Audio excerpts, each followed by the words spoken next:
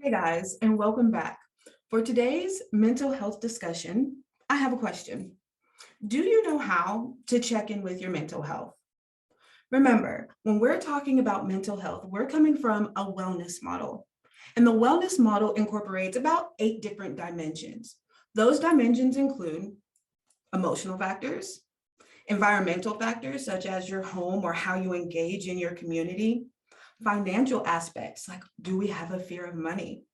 Intellectual, our work environment, our physical health, a social component, and also a spiritual aspect. And basically, all in all, the wellness model is saying that these areas can impact a person's view of themselves and how they see themselves or even view just the world.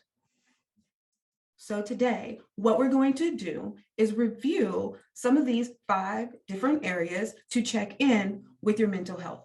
But first, let's talk about some benefits. First, and I love this one, is because it brings out this self-awareness. Being able to not have to second guess yourself leads a person to attunement and starting to trust their own intuition. Number 2, it's a self-monitoring tool that provides the how. Picture this. Have you ever got in a situation or started to feel completely overwhelmed and this question popped into your head of, what am I supposed to do? What next?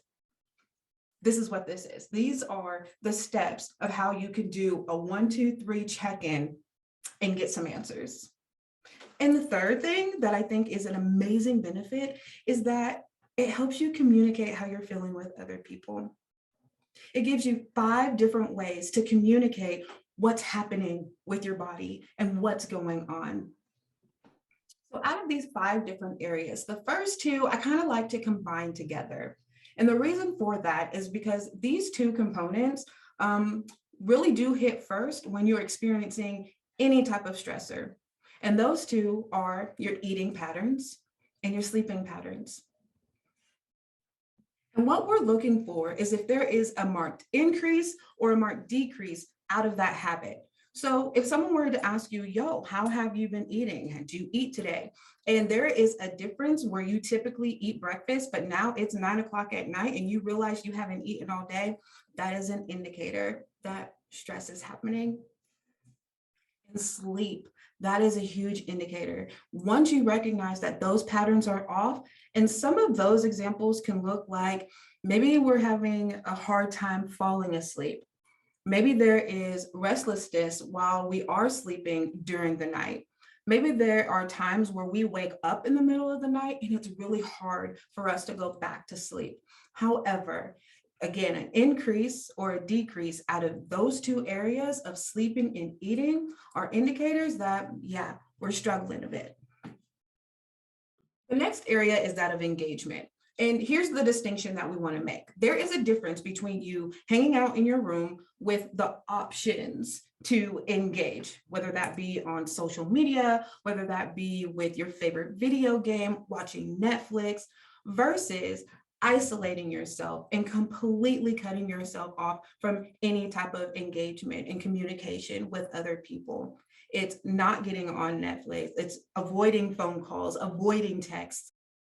It's really important to understand the intent behind that type of disengagement can really impact a person's thinking patterns and it will impact their self-talk. So being mindful of how we're disconnecting, if it's for a disconnect, for rejuvenation, or if it's a disconnect of us withdrawing, there is a difference.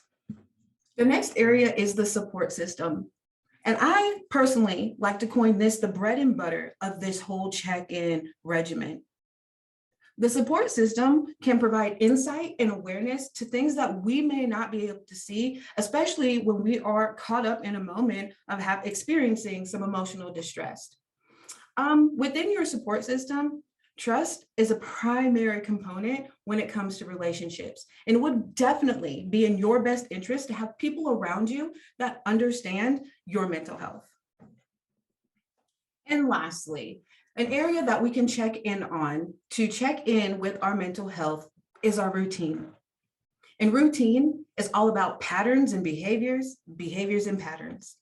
Indicators that your routine could be off could be like hitting that snooze button a little too much in the AM, not hitting that gym regimen the way that you used to, or seeing our cleaning habits decline. Your routine is the confirmation of consistency. Your consistency is the indicator of your level of functioning. So there you go. There you have it. There are 5 different ways that we shared today that a person can check in with their mental health. I hope the tips today were helpful. Please come back and join us again soon.